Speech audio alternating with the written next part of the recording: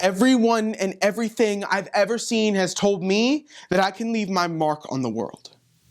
That I could rise above all emptiness and impotence and leave an imprint on my surroundings.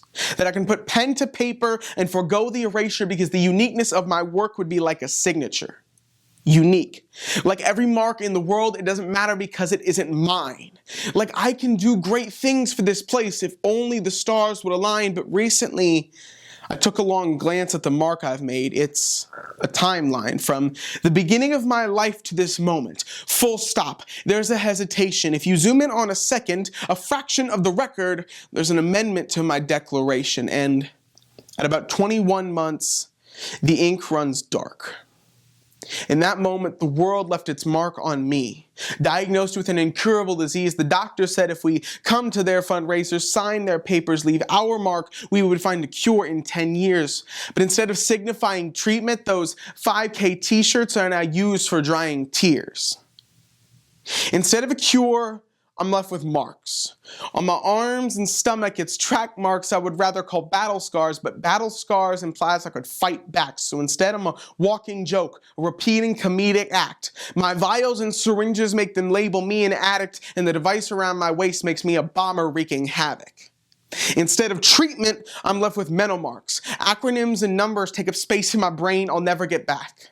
The A1Cs, the CGMs, the ratios of too many carbs to not enough insulin, the units to milliliters, health progress moving in millimeters and waking up at 2 a.m. to stare down the Grim Reaper.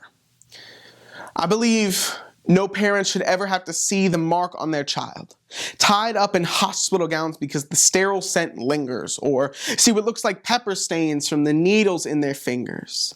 No parent should ever have to see the day they can't pay hospital bills because life-saving medication is now taxed by new deals.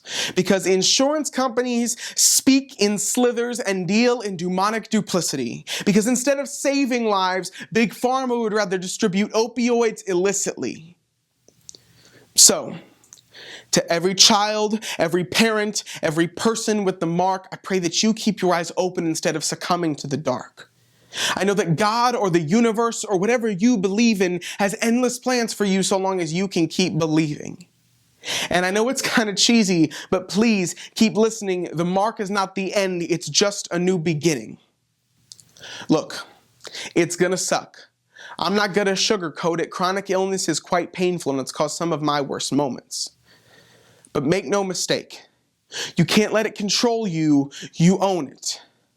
And no matter what you think in this bout, you are the formidable opponent.